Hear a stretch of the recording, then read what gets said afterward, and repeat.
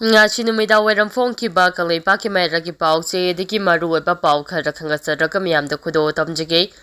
laitang popi mai tai khulge laufam da lau khoi ba yaroi haina kuki mayam kum tharak tuna nauri kapsilak tuna attack chatharak padage achau balanjau tholam ga daure Imphal East District ki manung chana sagwamang pokhau pangai line da sagwamang police station ki manung chana lairiba laitang popi mai tai khulge Laufam Singda engine sijinaduna laukhoi thabak sathavada Kampopi district ki manung chana lairiba Songpheng Kuki Khulge nupa nupi mayam ama kumtharak laga laukhoi ba yaroi haina naurina chingba kapsilaktuna amadi nungthomjilaktuna akanba attack chatharakre Kuki singna nauri kapsilakpa aduda maitai nupa maza ama nauri maruna panduna aso apanang le haire mafam adugi khunja singna phongdorakpagi matung inade ngasi ayuk pung nipa makhairom taba matamda Laitang popi maningi sadu lampaka tayo na lairiba, may tayo singi lakol singda, engine sijinaduna laukhoi bagi thabak sa thaki. Masigi mamangda mapamadu da ngak seliba, maudra mga suba. BSF company gi kangguga, laitang popi gi kunja singi unaduna, laukhoi bagi thabak tau bahorage, ngak sem bagi thabak tau biyo hai na kangan ki haide. Kunja sing na BSF gi kangguga yana kiba sige matung ina, Ngasi ayuk laitang popi khulge sadu lampak maning thangbada leiba lakol da laukhoi bagi thabak sathaki laukhoi ba hek horapaga khangaudana Songpheng Kuki khulgi khunja nupa nupi kaya marum tholoktuna laukhoi ba yaroi haiduna lausilakpaga loinana naurina chingba kapsilaktuna khatna bahaurakhi BSF ki kangudagi su target cell anirom kaptuna Kuki sing adu tanthongna bahonaki aduba Kuki sing adu mafam adu thadoktuna adumak leikhi haire Pawa si tabadagi manak nakpada hanadagi hauna lairiba sama kuntra humdai suba CRPF kanggo Assam Rifles personnel singju thomjilaktuna irang adu laksina bahonaki donuna Imphal East ki commando kanggo su laktuna ngak sembagi tabakta mateng pangki haide kunja sina phongdorapagi matung inade Kuki sina lairiba Songpheng hariba khulase lili khong hariba khong asigi wangbadani aduga khong asigi maning thangba saruktana Laitang popigi sadu lampaki maitei ki lakol asi laibani hariba maitei ki lakol asi Kuki singna makhogi ni haiduna laukhoi ba amadi ubana chingbagi thabak chathaba yaroi haiduna thingbagi thaba asi chatharakpani laupari kullom hauji Kuki na panduna laikre maitei gi su laupana bakana honabada BSF company gi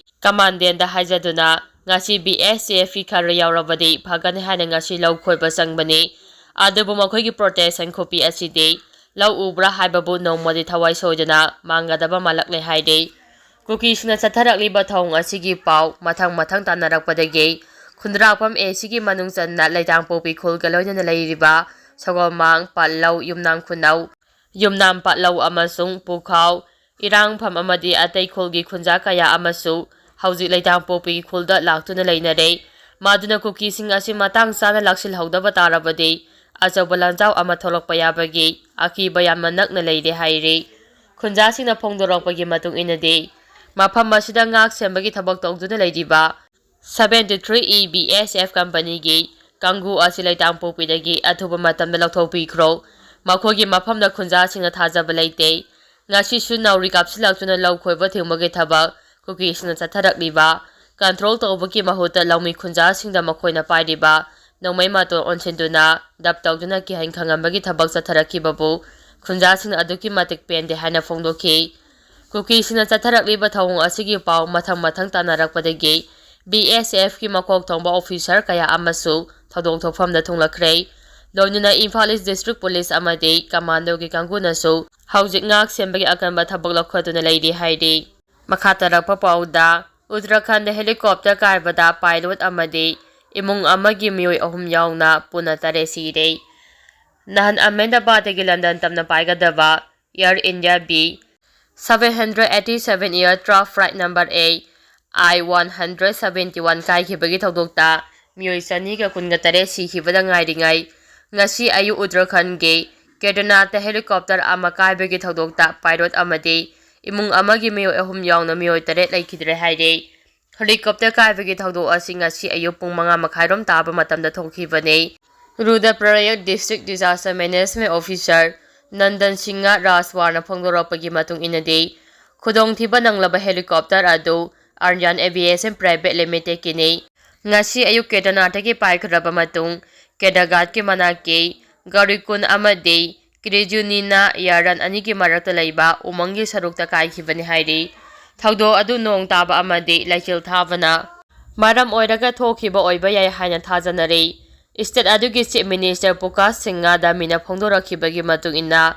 State Disaster Response Force amadi mari leinaba agency singna thaudok thofamda changchinaba khangankhre. Inspector General Gehrawa Res Rajesh Warupna phongdorakhibada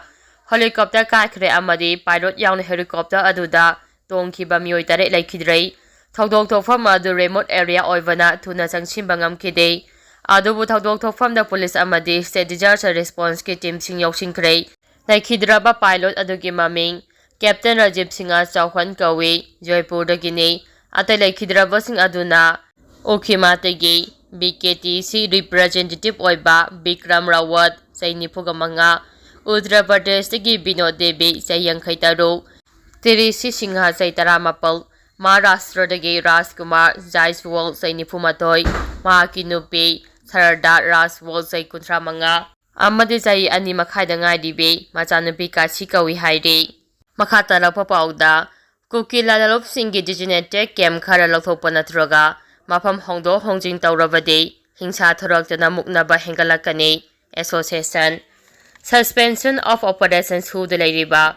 Kukiland lalop singgi designated camp khara mafam hongdoknaba amadi mafam khara dagi lathoknaba Ministry of Home Affairs na pukhalakhiba fambu Sadai Hills Chief Association SAISILCA na akamamongda yaningdaba phongdorakli.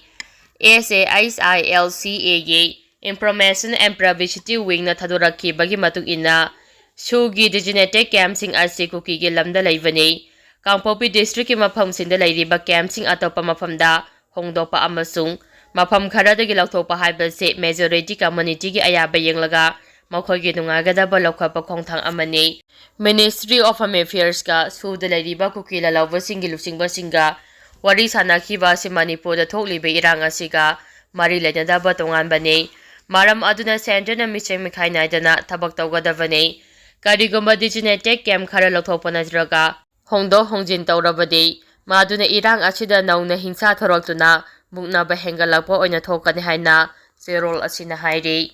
Makhatarappa pauda wakhalna sagapa Kukiland semgatuna laiminariba phurupsingbu thugainaba hotnariba asi tokadabani natrabadi chapchana thengnaduna madugi pakhum pigani. FLCC State asida Kukiland haiba mafam leite wakhalna sagalaga Kukiland potholiba asina State asida tholiba irang asigi maru oiba horafam ama oiri haina Foothill Naga Coordination Committee FLCC Imphalgi Maikadigi phongdorakli. FLCC Media Cell na press thadorakpa Zerol amagi matung ina hairibadi wakhalna sagalaga Kukiland thonjilaga makhogi lam oinaba hotnariba asina lamdam asigi yelawmigi lamsing munnaba amadi asengba asumba adu muthanaba hotnabani.